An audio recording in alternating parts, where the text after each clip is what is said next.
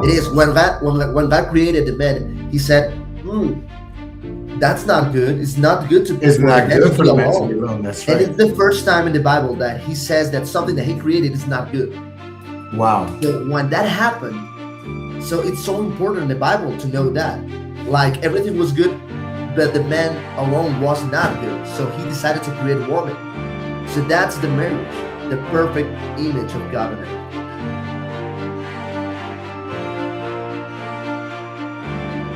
Welcome, guys, to another episode of Café Negro Show. I'm your host, George. Adriana's not with me today, so I'm missing my rib. But we're going to continue this message of God in marriage. Last episode, we discussed about how we reflect God in our marriage, and it was a great conversation. And so this episode, we're going to dig in a little deeper on the same subject, reflecting God through our marriage.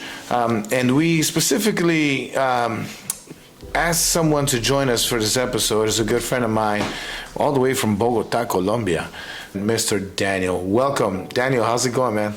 It's going great. It's going great. Thank you, George, for having me here. I'm so excited to participate in this incredible podcast. So let's get started. Let's get started. So for you that don't know Daniel, he's one of the leaders at the ministry Dios está formando pueblo. He's recently married, and actually now they're having expecting, which congratulations on your baby on the way. So what an amazing season in married life, right?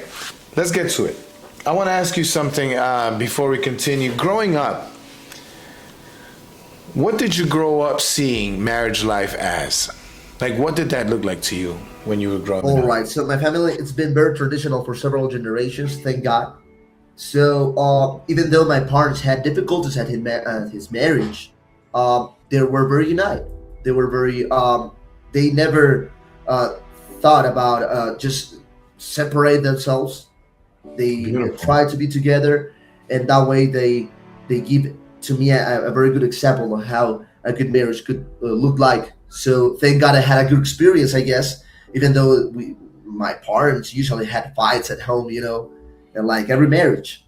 So they But weren't perfect, exactly, but they knew how to fight the good fight that obviously has led them to continue to have a healthy home. exactly, exactly. Even though there were some fights, my parents always tried to be united, to be united. So of course, I think I received a very good example. Yes. So that's how I guess my marriage is gonna be look like. Amen. And what a yeah, and that's such a blessing. You know, you're one of the few people, and I think some of it does have to do with the fact that you do live in Colombia, and if traveling the world, we have noticed a lot of the Latin American countries and other countries too. A lot of cultures still hold on to a lot of traditional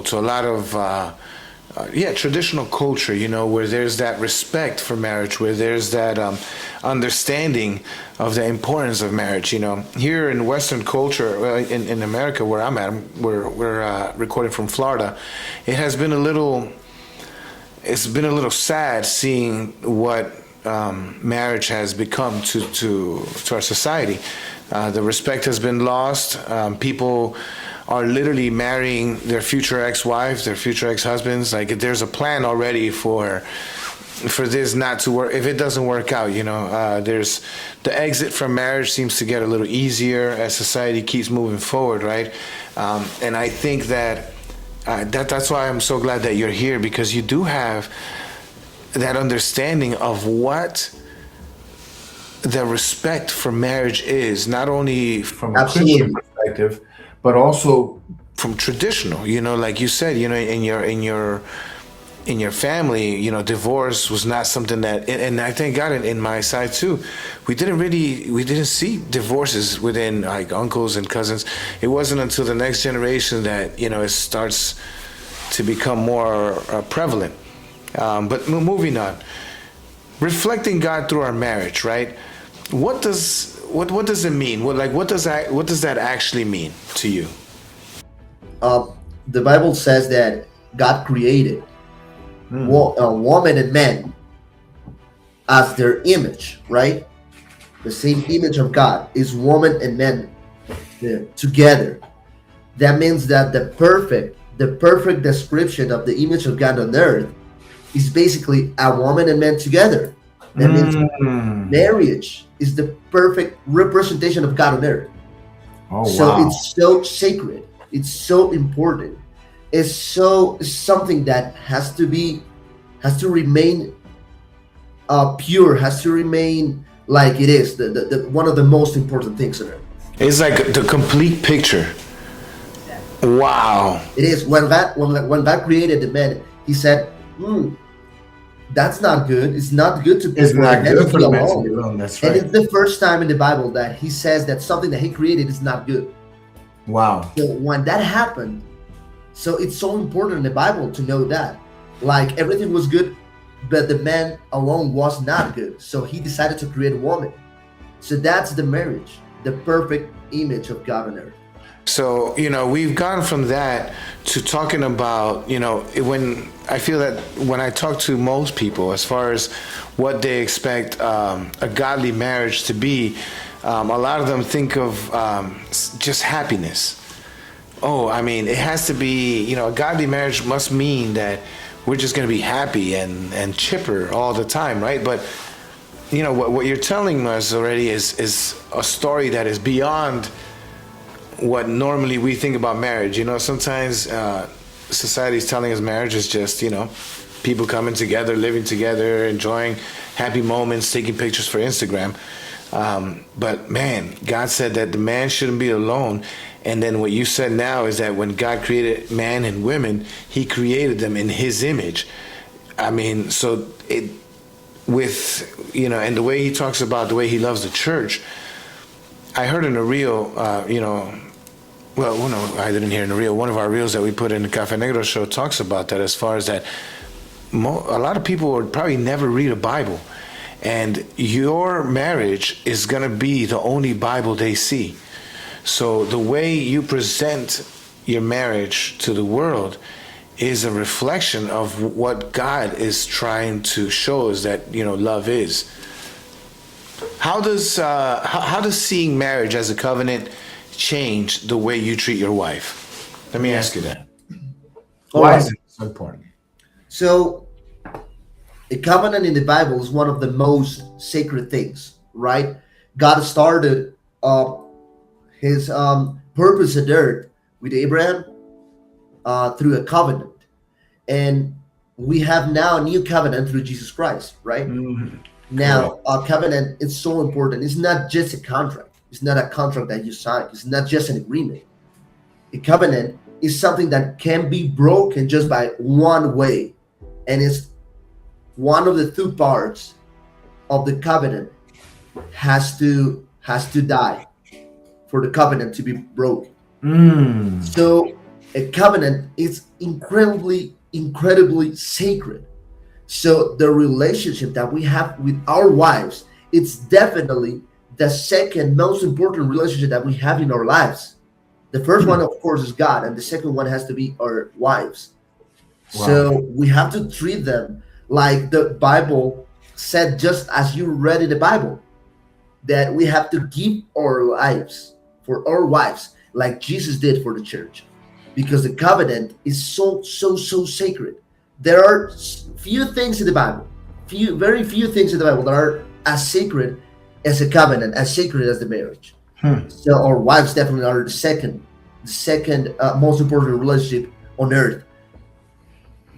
So we have to give it that importance. I love what you said is that, Marriage is not a contract. Sometimes we say that as a good thing, but a contract can be broken. You can hire the right lawyer, do some, different deals, change some information on the agreement. That's a contract. But the difference is that it's not a contract. Marriage is a covenant. And then what you said is the only way out, what a covenant means is that the only way out is by death.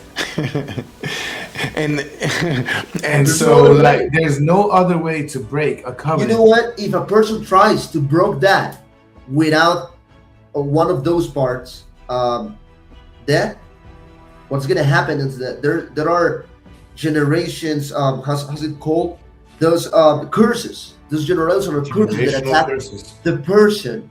When one of them tries to separate, there's no divorce in Bible. There's no divorce in Bible. There's no way to no get divorce in Bible. There's no way. I mean, even if you Can go, we fact check that? Is that, can you Google that? I mean, somebody? there is some principles that talk about divorce. Correct, but I But mean it's not like principles. But you Bible. know, There's no approval in the Bible for divorce. it's not like an idea like from the Bible. It doesn't. Divorce doesn't exist in the Bible, huh? Exactly. No, it doesn't make sense because you did a covenant. You make a covenant with another person. So there's no way you can divorce. Oh man, this It's is like getting it's so like trying to controversial. broke something that it cannot be broke. And when you try to live your life as you're not under that covenant, that there are consequences. I mean, naturally there are consequences. It's so crazy because we even say it, right? Till death do us part. That's like in the marriage ceremony. So like it's not something that we don't know. It's there, but how amazing, right? How crazy, actually sad that the word is there, and somehow we're so distracted by what the world says that marriage is, that even if we're like saying the vows out loud, till death do us part, it just goes right over our mind, like, and that's one of the most powerful thing that the enemy does, right, is to be able to distract us from the truth. But that's why we're having these conversations, because we are seeing, the importance of the difference of understanding what the covenant is.